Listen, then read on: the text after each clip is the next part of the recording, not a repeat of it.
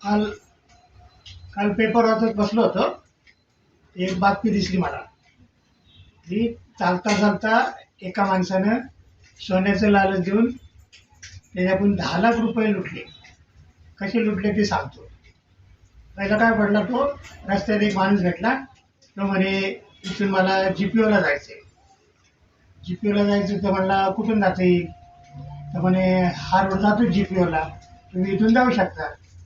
बरं म्हणजे काय काम आहे? काय नाही, माझ्याकडे ना चांदीची 2 नाणी आहेत, ते मला विकायला चाललोय मी, तिथं माणूस येणार आहे. म्हणजे तुम्ही कुठं राहता? म्हणजे तो माणूस म्हणला मी इथंच राहतो. तुम्ही कुठून आले? तर म्हणजे मी बोरिवलीहून आलो. तसं मी भोपाळला राहतो, भोपाळहून आलो बोरिवलीला राहतो मी. आणि आता मला GPOला जायचं आहे आणि उतरला कुठं, तो ग्रँड रोडला. तर ग्रँड रोडला चालता चालता माणसाला विचारलं तर की इथून मला GPOला जायचं आहे, माझ्याकडे 2 चांदीची नाणी आहेत, ते विकायचे. तो माणूस म्हणला केवढ्याला देणार? ते म्हणले एक नाणी 100 रुपयाला. 2 आहेत माझ्याकडं, 200 रुपये असतील तर तुम्ही घेऊन टाका, मग मला एवढं लांब जायची गरज नाही. बरं म्हटलं. मग बघितलं त्यांनी नाणी, चांगली चांदीची नाणी, त्यांनी घेऊन टाकली, कारण स्वस्त मिळाले ना त्याला. आता पण 1 लाख रुपये भाव चाललाय चांदीचा. बरं म्हटलं.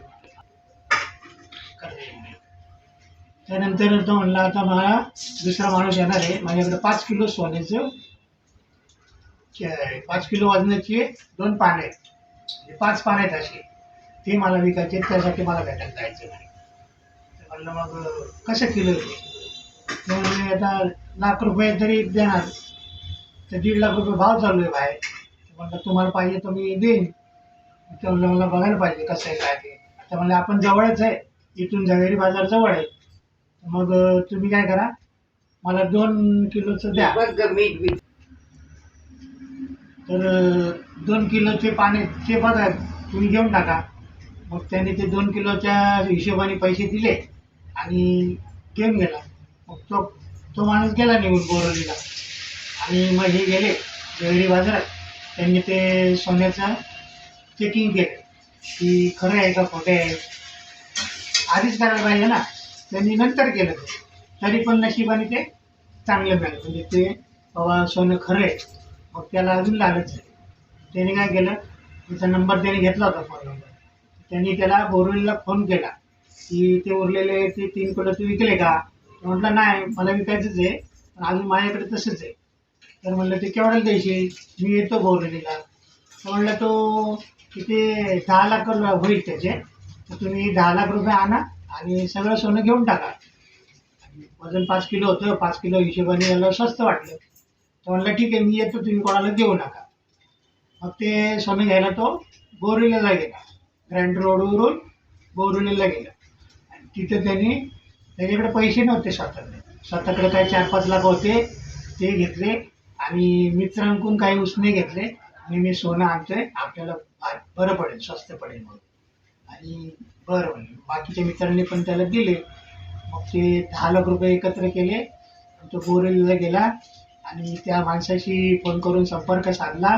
त्याच्याकडून उरलेले ते 3 किलोचे ते घेतले आणि त्याला 10 लाख रुपये दिले. आणि आला परत. तो परत गेला झवेरी बाजारात. आणि मी अजून 3 किलो आणलं, हे बघा कसं किलो आहे ते, आणि कसं आहे, चांगलं आहे का, वेगळं पद्धत, किती ग्रॅमचं आहे काय ते. तर ते बघतात करून तर ते सोन्याचं पाणी दिलेलं निघलं. अरे बापरे, डोक्याला हात लावून घेतला त्याने. 10 लाख रुपयात त्याला किती भारी पडलं. तर असं आहे, आजकाल सोन्याच्या नावाने सगळे लोक हसवायला लागलेले आहेत. पैसा कसा मिळवता येईल हे बघतात ते, कोणाला कसं गंडवता येईल ते बघतात ते. मेन म्हणजे पैसा. हा पैसा घेण्यासाठी तुम्ही कुणाला विश्वासात घेऊ नका. स्वतःच्या जवळचा कोण असेल त्याला आधी चेक करा, चौकशी करा, सोनं पहिले चेक करा आणि नंतरच घ्या. अशा बातम्या येतात. ते पेपर वाचता का नाही तुम्ही? तर नुसतं व्हॉट्सअपच वरती करता. आता पेपर वाचत जावा. आता मी महाराष्ट्र टाइम्समध्ये वाचलं म्हणून कळलं. आपण याच्यापासून सावधान झालं पाहिजे आणि लक्ष ठेवलं पाहिजे. तर तुम्ही ठेवा लक्ष आणि पेपर वाचत जावा. पेपर तर वाचा. ओके, धन्यवाद.